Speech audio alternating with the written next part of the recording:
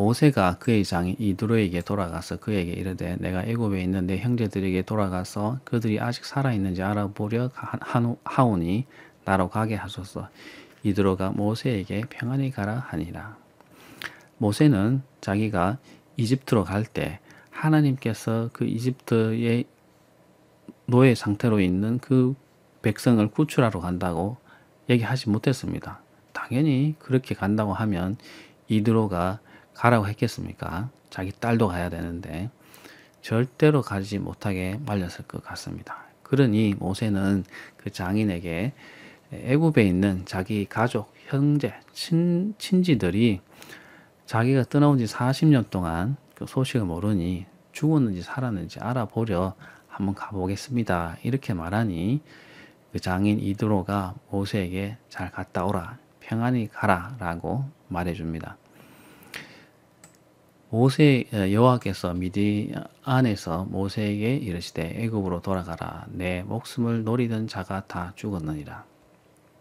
자, 그래서 이드로의 자기 장인의 허락을 받고 이제 가게 되는데 미디안에 이제 그 어느 정도 길을 가고 있을 때 하나님께서 모세에게 말씀하십니다. 애굽으로 돌아가라.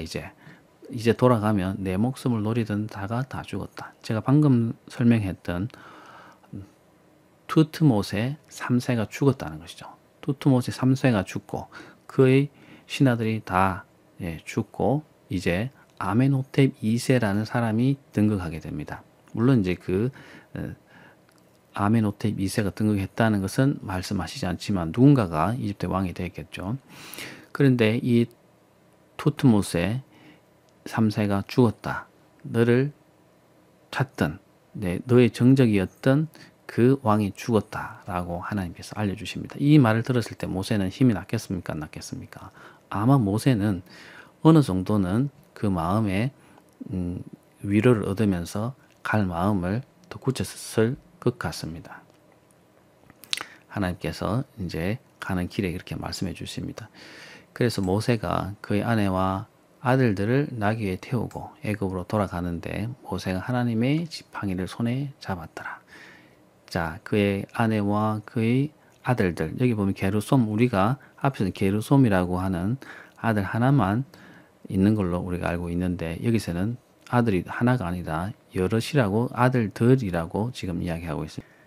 나중에 18장에서 소개될 터인데 둘째 아들은 엘리에셀이라고 하는 아들이 있었습니다. 이 게르솜과 엘리에셀을 같이 나귀에 태우고 아마 갔기 때문에 아들들이라고 그렇게 설명하고 있는 것 같습니다. 그래서 모세는 하나님 지팡이를 손에 잡고 하나님 능력이죠. 하나님께서 함께 하신다는 증거죠. 이것을 손에 잡고 이집트로 향하고 있습니다. 지금. 자, 여호와께서 모세에게 이르시되 내가 애굽으로 돌아가거든 내가 내 손에 준 이적을 바로 앞에서 다 행하라. 그러나 내가 그의 마음을 완악하게 한즉 그가 백성을 보내주지 아니하리니. 자, 하나님께서는 이제 이집트로 가고 있는 모세에게 알려주십니다. 모세 너가 애굽으로 가서 내가 알려준 그런 이적을 바로 왕 앞에서 행하라. 그렇지만 내가 그의 마음을 완악하게 할 것이기 때문에 절대로 그가 백성을 만만하게 보내주지는 않을 것이다. 그가 완악하게 하는 마음도 있지만 하나님께서 오히려 그 마음을 완악하게 먹게 하셔서 쉽게 보내주지 않을 것이다. 미리 말씀해 주십니다. 너는 바로에게 이르기를 여호와의 말씀에 이스라엘은 내 아들 내 장자라 이렇게 말하라고 합니다. 바로에게 이스라엘은 나 하나님에게 있어서는 나의 아들이요 내 장자라고 하라는 것입니다. 장자라고 할 때 그 당시에 사회적인 풍습으로서는 사회적인 관념에서는 장자가 아주 중요한 사람입니다. 장자는 그 신이 그에게 보여준 축복 정도로 생각했기 때문에 하늘의 복이라고 생각했기 때문에 그 장자가 갖고 있는 이 권한과 권리 그리고 의미는 너무나 컸습니다. 그래서 그 장자라고 그 바로에게 소개하라는 것입니다. 네. 그러면서 이 이야기가 어느 정도는 마지막 장자의 심판에 대해서 살짝 이야기를 해주십니다. 내가 내게 이르기를 내 아들을 보내주어 나를 섬기게 하라 하여도 내가 보내주기를 거절하니 내가 내 아들 내 장자를 죽이리라 하셨다 하라 하시니라. 네, 이것은 10번째 재앙을 내리실 때 하나님께서 그렇게 말씀하시는데 이것에 대해서 미리 어느 정도 예고적으로 지금 하나님께서 말씀해 주십니다. 내 장자는 보호할 것이고 내 장자인 이스라엘은 보호할 것이고 너의 장자는 죽일 것이다. 이렇게 경고하는 그런 말씀을 미리 해 주십니다. 자, 24절 보면 조금 우리가 이해하기 어려운 이야기가 하나 나옵니다. 중간에 삽입된 이야기인데 모세가 애굽에 갈 때 그 길에 삽입된 이야기인데 모세가 길을 가다가 숙소에 있을 때에 여호와께서 그를 만나사 그를 죽이려 하시니라. 네, 모세의 일행이 숙소에 들어갔는데 이제 그 여행자들이 밤을 피할 수 있도록 네, 그 지역에서 이렇게 집을 지어서 누구든지 들어가서 뭐 이불이나 뭐 여러 가지 자는데 필요한 것은 제공해 주지 않지만 어느 정도 이렇게 모여서 묵을 수 있도록 숙소를 제공했습니다. 그래서 그런 곳에 들어가서 있었는데 갑자기 여호와께서 나타나셔가지고 모세를 죽이려고 하셨다 하는 그런 말씀이 이제 기록이 되어 있습니다. 24, 25, 26장은 24, 25, 26절은 대단히 신학적으로 이해하기가 어렵고 해석하기 어려운 구절입니다. 이런 이야기가 갑자기 나타나는 데 대해서는 어떤 하나님께서 이런 경고를 하고 나타나신 게 아니고 갑자기 숙소에 있는데 그에게 들이닥치셔가지고 죽이려고 하셨다는 거거든요. 근데 십보라가 그 아내 십보라가 돌칼을 가져다가 그의 아들의 표피를 베어 그의 발에 갖다 대며 이르되 당신은 참으로 내게 피난편이로다 하니 여호와께서 그를 놓아 주시니라. 그때 십보라가 피난편이라 하면 할례 때문이었더라. 자, 이 이야기는 이제 여러 해석들이 많고 해석의 정설이 없습니다. 그래서 이것에 대해서 무리하게 해석하는 것은 좀 우리가 피해야 되겠습니다. 그렇지만 한번 이 이야기의 배경을 한번 이해를 하면서 한번 해석을 해보면 이렇습니다. 갑자기 모세를 하나님께 죽이려고 하시는데 십보라가 나서서 돌칼을 가져다가 이 칼인데 아직 돌을 예리하게 갈면 돌칼이 되죠. 네, 석기 시대에는 그렇게 칼을 썼습니다. 지금은 청동기 시대이기 때문에 돌칼을 같이 쓰기도 했거든요. 그래서 돌칼을 가져다가 그 아들 표피를 베어서 할례를 했습니다. 그래서 그 할례 했는 표피를 그의 모세의 발에 갖다 댔다고 하는데 그 발은 완곡한 표현으로 생식기를 말합니다. 그러니까 모세의 생식기에 갖다 대면서 당신은 참으로 내게 피난편이다 이렇게 말했다고 하는 거죠. 그렇게 하니까 하나님께서 비로소 모세를 놓아주었다는 것입니다. 그때 십보라가 피난편이라고 얘기했던 것은 할례를 말했다 이런 얘기인데요. 이 당시의 문화적인 풍습으로는 남자가 이게 지금 미디안이나 그 인근 지역에서의 지금 풍습을 얘기하는 겁니다. 남자가 결혼을 하기 전에 이 할례처럼 이 하나님의 백성에게 할례를 하게 돼 있는 제도가 없기 때문에 그 미디안 땅에서는 결혼을 하기 전에 할례를 했다고 합니다. 그래서 결혼을 하기 전에 할례를 해서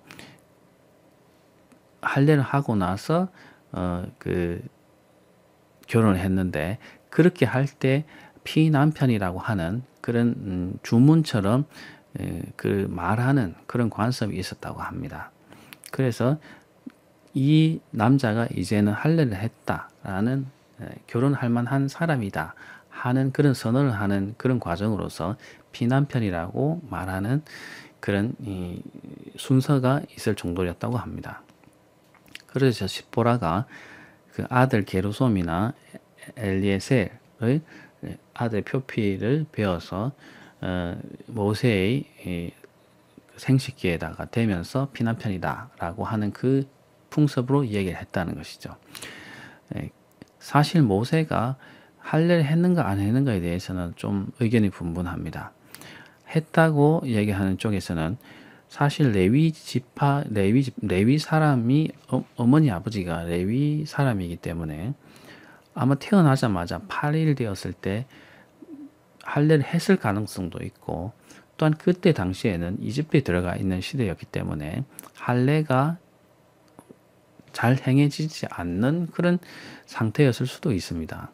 그래서 왜냐하면 400년 동안 그곳에 있었기 때문에 할례를 잘 행할 수 없었을 가능성도 있습니다. 그러니 400년의 마지막 40년 되었을 남겨두고 모세가 태어나게 되는데, 80년을 남겨두고 태어나게 되는데, 그때에는 할례를 하지 않았을 가능성도 있거든요.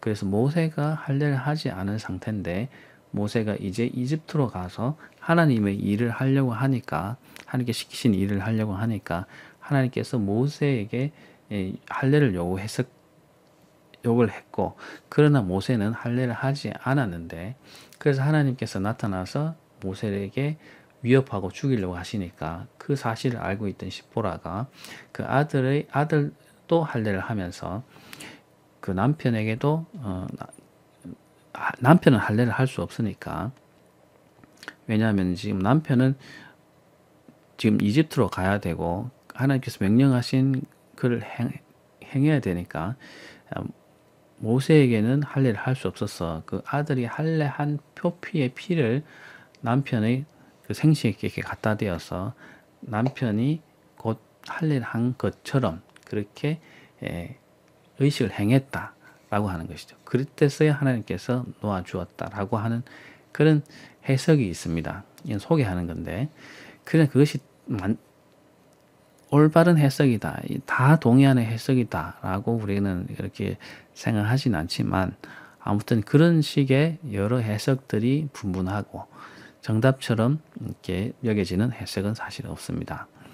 그래서 하나님께서는 어쨌든 시보라의 그러한 행동에 대해서 만족하시고 모세를 놓아줍니다. 그런데 야곱이 그 형 에서를 만날 때, 그가 고민하고 있었을 때 밤에 천사가 나타나서 그와 씨름하고 하죠.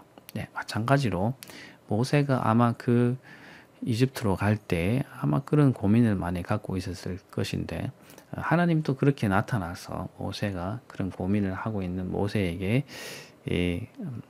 야곱에게 했던 비슷한 그런 실험을 하시면서 또 뭐 그랬을 수도 있다라고 하는 그런 또 해석도 있습니다. 해석은 여러 가지인데, 그러나 우리가 명확하게 해석하기는 어렵다. 왜냐하면 성경이 이 이야기에 대해서 언급이 없기 때문에 우리가 무리한 해석을 할 필요는 없을 것 같습니다. 자, 27절 한번 보겠습니다.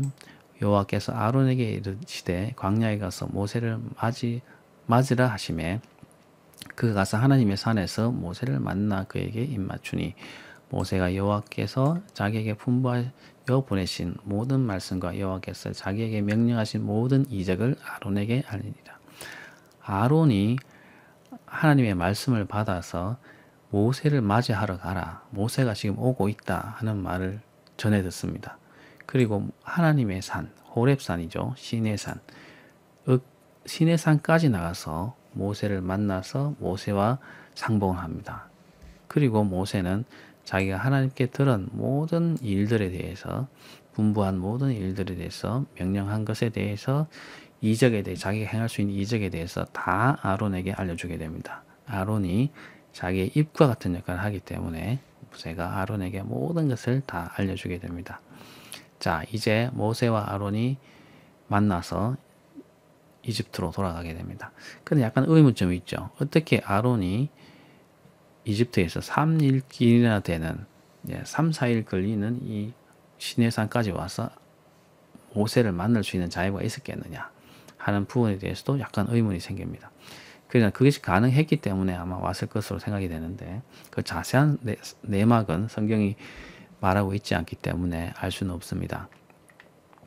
아무튼 모세와 아론은 하나님의 산, 신의 산, 호렙산에서 만나서 하나님의 모든 명령을 전해 듣게 됩니다. 자, 모세와 아론이 이제 가서 이스라엘 자손의 모든 장로들을 모아서 이제 하나님께서 그 이스라엘 백성에게 나타나셔서 그 이스라엘 백성을 탈출시키실 것이다 하는 것에 대해서 전했겠죠. 그리고 아론이 여호와께서 모세에게 이르신 모든 말씀을 전하고 그 백성 앞에서 이적을 행하니, 예. 자, 아론이 백성들에게 잘 설명했고 또 모세가 하나님께서 주신 기적 있죠? 뱀이 되게 하고 지팡이가 뱀이 되게 하고 손이 나병이 걸리게 하는 그런 이적을 아마 백성들 앞에서 행했을 것 같습니다. 그렇게 하니까 백성이 믿었습니다.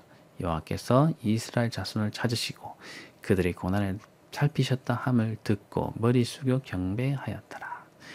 예, 이스라엘 백성은 아마 400년이 경과할 때쯤이면 자기들이 이집트를 탈출할 것이라고 어느 정도 기대는 하고 있었을 것입니다.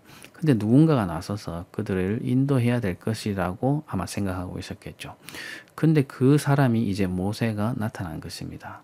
어떻게 보면 예수님이 메시아라고 기다리고 있었던, 예수님 전에 직전까지만 해도 그 이스라엘 나라를 구원하고 새로운 왕국을 건설할 것이라고 믿었던 메시아처럼 그 백성들도 예수님 당시에 또 메시아를 기다리고 있었는데 이때에도 아마 분명히 하나님께서 창세기 15장에 말씀하신 대로 그들을 백성을 이끌어낼 누군가가 올 것이다 라고 생각했을 가능성이 있다고 저는 생각이 됩니다. 마치 메시아처럼. 근데 이제 모세와 아론이 나타나서 그들에게 하나님의 뜻을 전하고 이제 나갈 때가 되었다라는 것을 설명했을 때 그들은 받아들였고 그들이 하나님께서 행하신 이적을 보고 믿었다고 하죠. 그래서 어떻게 했냐면 머리 숙여 경배하고 하나님께 찬양했다라는 것입니다. 자, 오늘 이야기는 좀 길었지만 대단히 재미있는 이야기들이죠. 이 이야기들 다시 한번 읽어보시면서 하나님의 뜻이 무엇이 어떻게 이루어지고 무엇이었을까 하는 부분에 대해서 한번 좀 묵상하는 하루가 되었으면 좋겠습니다.